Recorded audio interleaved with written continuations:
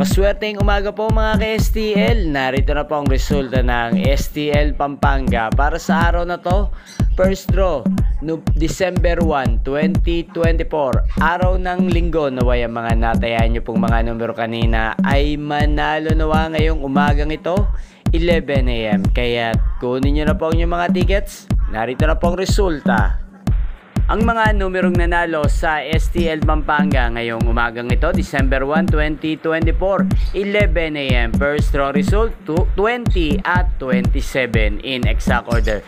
Sa lahat po ng tumaya kanina sa STL Pampanga para sa first draw ng 20 at 27, congrats po sa inyo. Panalo po kayo. Again, 20 at 27. At shoutout natin ngayong umagang ito sa STL Pampanga si Ate Susan.